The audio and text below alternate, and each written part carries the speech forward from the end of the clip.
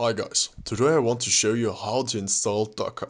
Docker is an open source software that can be used for applications that are in containers. So you can have every application in a own container and they are not connecting together. So they are isolated each other. So when I have an application, for example, MySQL server or an Apache server, they are not connected together. They are both on the same server, but not connected.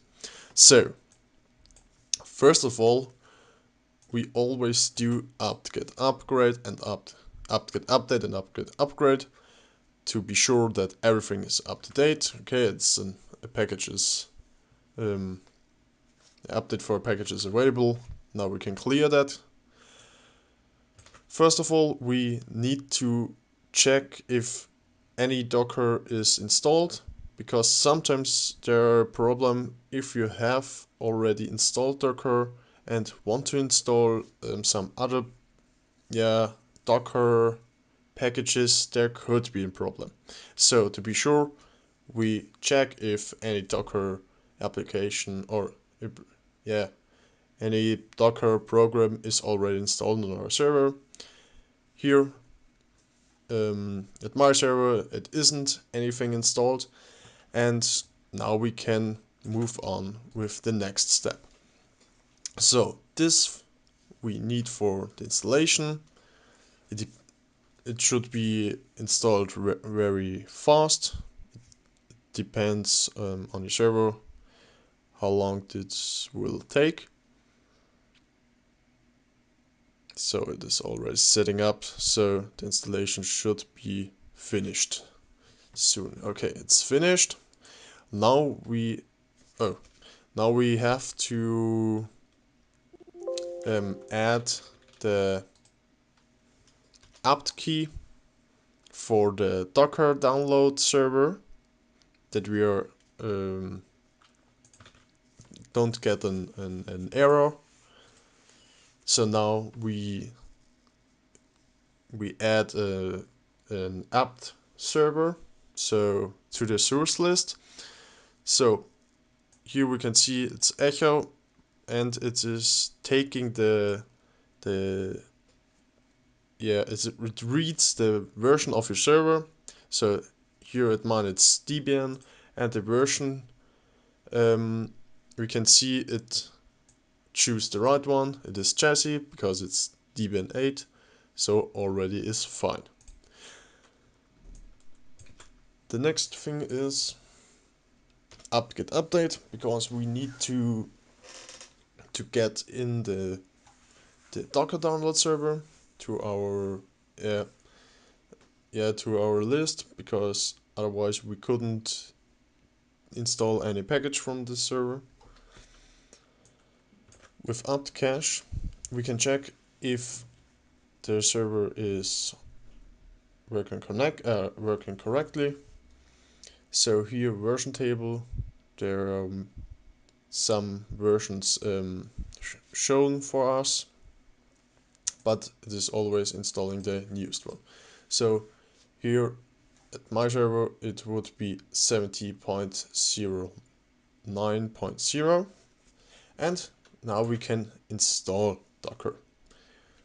With this command, the commands are all in the description below. Docker isn't that big program, so it also should be finished very soon.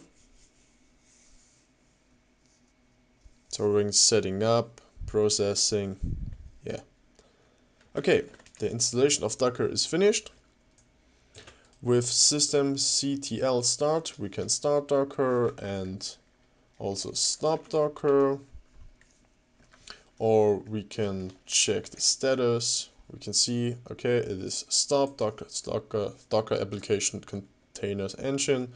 If we start this, we see it is running, active running. Okay, already fine. If we also want to enable Docker at the auto start, so if your server is rebooting, or if your server has a failure, or the power supply don't work anymore, or something else, or you have no electricity to your server, for example, some problems, you can also enable the auto start from Docker, that if your server comes up, Docker is starting. So you can do that with systemctl enable Docker. And to check if Docker is working correctly, we check it with hello world. So it's always Docker, so the program run, we want to run it, and the package name or the application name is hello world. It is always the same procedure, so he can't find it locally, so he checked the server from Docker. Okay, I need that package hello world, please give me that. I want the lasted one, and he get it. And this message is shown to us because it's hello world, so only for check if it's worked correctly, and we can see hello from Docker. This message is shown that your installation appears to be working correctly, so already it's fine. And I want to show you that every application is separate, so I want to check it with Nextcloud.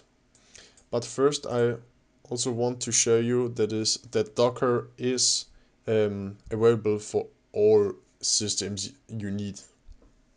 So we can go here Debian, and we can download it from here, or you can also do it like my way that I shown before here. Every application you need, you can find it here on the Docker store. For example, I want a MySQL server. I find it here MySQL, and there's not always, but at some popular applications, you always find a small description, or this is big description. We can see it is downloaded 10 million plus, and it is free, and we can see, okay, how does this work? It's always here the commands, how you can do that and run it. For example, here the name. Some applications we can choose a name, MySQL server 1 or MySQL for this or this application, because you can connect together between the Docker containers, but you have to do that manually. Normally it is if you're installing an Apache server and run a web application on that, and also install a MySQL server, it is possible that they are connecting easily together. You would say localhost and it is connected. But at Docker it isn't that way. You have one container and the second container, and both are isolated. So I want to show you that at Nextcloud. So I search for that, Nextcloud here. And we can see using Apache image, we want that. And now if we would run this command, we see that Nextcloud would came up at this address. So your server IP or your domain name, maybe you set it up, and the port is 8080. So the first thing here is the public port, and the 80 the 8080 is the public port, and the 80 is the internal container port. So if we would run that now, press enter, it is the same way, unable to find. He wants the latest one, so he get or pull that from the Docker server. Everything is, the download is completed. Now he's extracting that.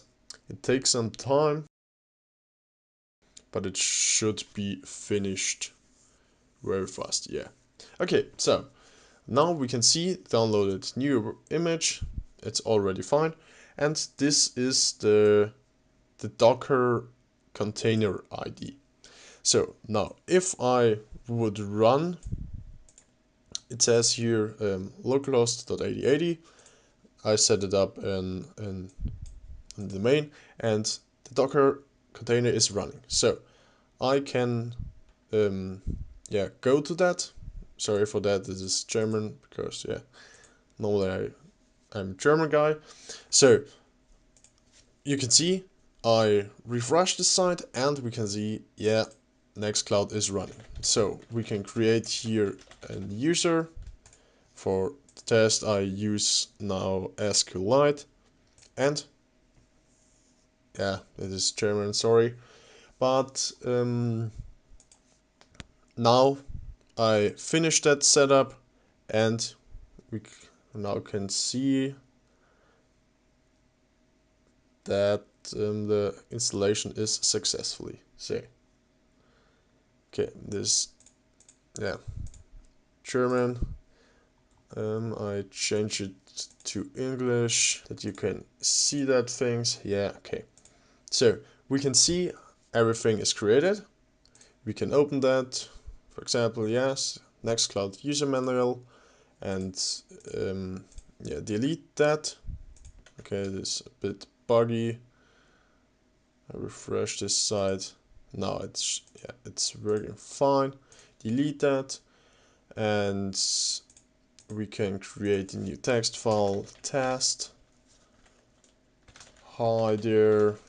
This is an tutorial. So, okay, now it is created. If we open that, it's a tutorial. Now it is saved. Okay. Why they're both? No, it's okay. So it's a bit buggy, because I think this is because I'm using the SQLite. So now this is running at port 8080, and it is in a container. So nobody can connect from the server to this container from the outside. But I could also run a second Nextcloud application. We can see I run it with this command. So the external public port is 8080 and the internal is 80, but I can also run it at 80. So the public port is 80 and the internal container port is also 80. And the application should be in Nextcloud, and I can press enter. I get the ID from the Docker container, and if I refresh this site, so the normal tutorial.energyfilter.it, I refresh this site, and we can see it is also working. So it is, it's German, sorry.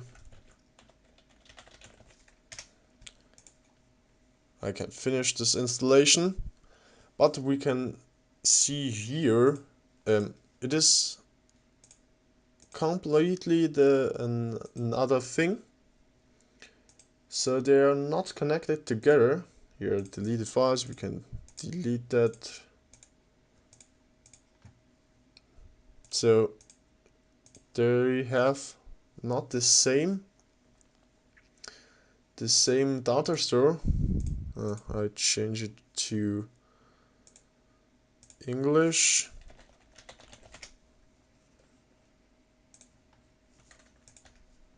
So here at files it is empty, and if we would refresh this side, there are 2 files. So we can see we have 2